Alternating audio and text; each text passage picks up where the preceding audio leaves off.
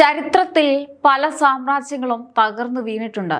എന്നാൽ സ്വന്തം കൈകൊണ്ട് കുഴിച്ച കുഴിയിൽ തെന്നി വീണ് അപമാനത്തിന്റെ പടുകുഴിയിലേക്ക് പതിക്കുന്ന മറ്റൊരു രാജ്യം വേറെ കാണാനുണ്ടാകില്ല.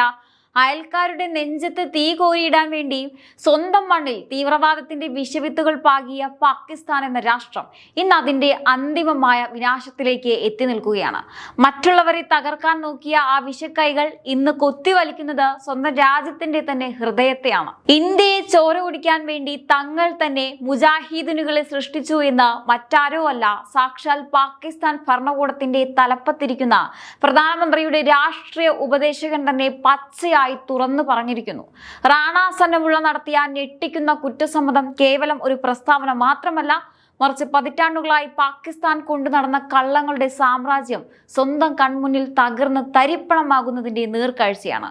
ഇന്ത്യക്കെതിരെ തൊടുത്തുവിട്ട ഓരോ വിഷമുള്ള അമ്പും ഇന്ന് കൃത്യമായി തിരിച്ചു വന്ന പാകിസ്ഥാന്റെ നെഞ്ചിലാണ് തറച്ചിരിക്കുന്നത്. കശ്മീരിലെ പിയോക്കയിൽ നിന്ന് ആളിക്കത്തുന്ന ജനകീയ പ്രക്ഷോഭങ്ങളും ചോരപ്പുഴകളും വ്യക്തമാക്കുന്നത് ഒരൊറ്റ കാര്യമാണ്: ചരിത്രം ആരെയും വെറുതെ വിടില്ല. അവർ വളർത്തിയ ആളുകൾ തന്നെ ഇന്ന് അവരുടെ നെഞ്ചത്തേക്ക് തോക്ക് തിരിച്ചിരിക്കുന്നു. കേട്ടാൽ നിങ്ങൾ വിശ്വസിക്കില്ല, ഇതിപ്പോൾ പാകിസ്ഥാൻ തന്നെ തുറന്നു പറഞ്ഞിരിക്കുകയാണ്. എന്താണ് യഥാർത്ഥത്തിൽ അവിടെ സംഭവിക്കുന്നത് നോക്കാം. സംഗതി സാധാരണ കാര്യമല്ല. പാക് ടെലിവിഷൻ ചാനലായ ജിയോ ന്യൂസിന് നൽകിയ അഭിമുഖത്തിലാണ് പാക് ഉദ്യോഗസ്ഥൻ ഇതുവരെ ലോകത്തിനു മുന്നിൽ പച്ചക്കള്ളം പറഞ്ഞ് മൂടിവെച്ച സത്യം പച്ചയായി തുറന്നു പറഞ്ഞത്. പാക് പ്രധാനമന്ത്രി ഷഹബാസ് ഷെരീഫിന്റെ രാഷ്ട്രീയകാര്യ ഉപദേശകനായ റാണ സനവുള്ള നടത്തിയ പ്രസ്താവന ഇപ്പോൾ ആഗോളതലത്തിൽ തന്നെ വലിയ ഭൂചലനമാണ് ഉണ്ടാക്കിയിരിക്കുന്നത്. അദ്ദേഹം പറഞ്ഞ വാക്കുകൾ അക്ഷരാർത്ഥത്തിൽ ലോകത്തെ ഞെട്ടിക്കുന്നതാണ്.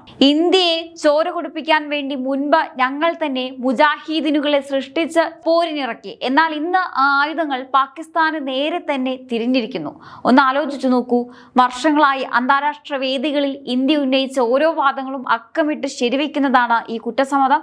ഞങ്ങൾക്ക് ഭീകരവാദവുമായി യാതൊരു ബന്ധവുമില്ല എന്ന് ലോകത്തിന് മുന്നിൽ കണ്ണീരൊഴുക്കിയ അതേ പാകിസ്ഥാനാണ് ഇന്ന് സ്വന്തം രാജ്യത്തിന്റെ ഉന്നതനായ ഒരു ഉപദേശകനിലൂടെ ഈ യാഥാർത്ഥ്യം ലോകത്തിന് മുന്നിൽ പരസ്യമായി സമ്മതിക്കേണ്ടി വന്നിരിക്കുന്നത്.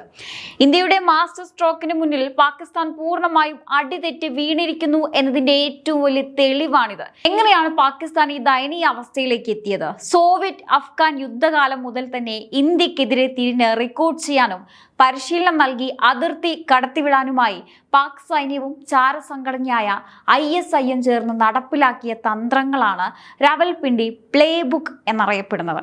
അയൽരാജ്യത്ത് കത്തിയെരിയുന്ന തീയുണ്ടാക്കാൻ വേണ്ടി സ്വന്തം അടുക്കളയിൽ തീക്കനൽ സൂക്ഷിച്ച പാക് ഭരണകൂടത്തിന് ഇപ്പോൾ മനസ്സിലായി കാണും, ആ തീ പടർന്നു പിടിക്കുന്നത് സ്വന്തം വീടിന്റെ മേൽക്കൂരയിലേക്കാണെന്ന്. റാണ സനവുള്ള തുടർന്ന് പറഞ്ഞത് കേൾക്കണം.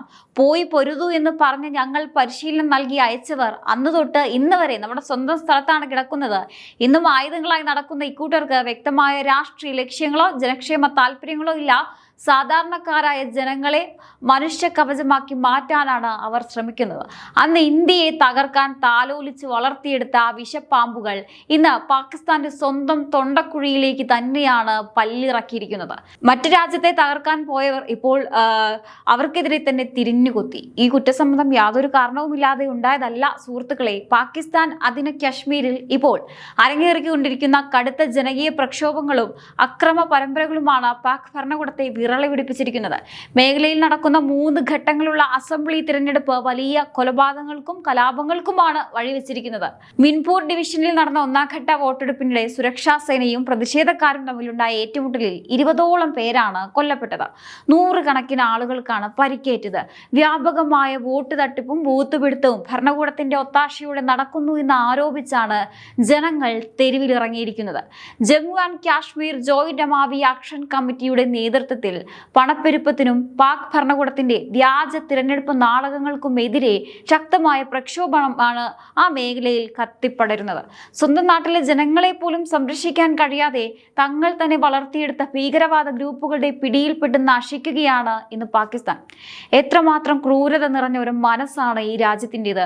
രാവും പകലും എപ്പോഴും മനസ്സ് മുഴുവൻ ഇന്ത്യയോട് മാത്രം തീരാത്ത പകയും വിദ്വേഷവും വെച്ച് പുലർത്തുക. ലോകം എങ്ങോട്ടൊക്കെ വളർന്നു, ശാസ്ത്രവും സാങ്കേതികവിദ്യയും സമാധാനവും തേടി മനുഷ്യർ ബഹിരാകാശത്തേക്ക് കുതിക്കുമ്പോൾ പാകിസ്ഥാൻ മാത്രം അപ്പോഴും ചിന്തിച്ചിരുന്നത് എങ്ങനെ ഇന്ത്യയെ തകർക്കാം, എങ്ങനെ അയൽരാജ്യത്ത് ചോരപ്പുഴ ഒഴുക്കാം എന്ന് മാത്രമാണ്. തങ്ങളുടെ സ്വന്തം രാജ്യത്തെ ജനങ്ങളുടെ വിശപ്പും ദാരിദ്ര്യവും മാറ്റുന്നതിനെ കുറിച്ച് ചിന്തിക്കാനോ അവർക്ക് നല്ലൊരു നാളെ നൽകാനോ ഈ ഭരണാധികാരികൾക്ക് ഒരിക്കലും കഴിഞ്ഞിട്ടില്ല. പകരം ഇന്ത്യയുടെ വളർച്ച കണ്ട് അസൂയപ്പെട്ട് രാജ്യത്തെ മുഴുവൻ ഭീകരവാദത്തിന്റെ ഒരു ഫാക്ടറിയാക്കി മാറ്റുകയായിരുന്നു അവർ ചെയ്തത്.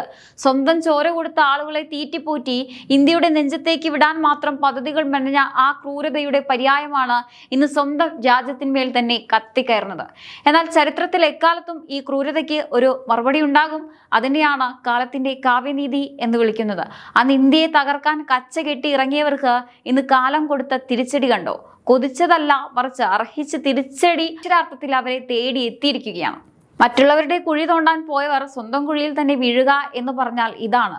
അന്ന് ഇന്ത്യയുടെ മണ്ണിൽ തീ പടർത്താൻ അവർ കൊണ്ടു നടന്ന അതേ തീപ്പന്തം ഇന്ന് അവരുടെ സ്വന്തം പാളയത്തിൽ, സ്വന്തം കൊട്ടാരത്തിൽ തന്നെ ആളിപ്പടരുകയാണ്.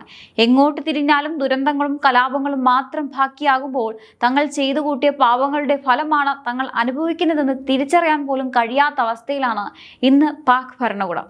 സമാധാനത്തോടെ ജീവിക്കാൻ ആഗ്രഹിക്കുന്ന ഒരു രാജ്യത്തെ നിരന്തരം ദ്രോഹിക്കാൻ നോക്കിയാൽ ഒടുവിൽ അതേ പ്രപഞ്ചം തന്നെ തിരിച്ചടിക്കും എന്നതിന്റെ ഏറ്റവും വലിയ തെളിവാണ് ഇന്നത്തെ പാകിസ്ഥാൻ.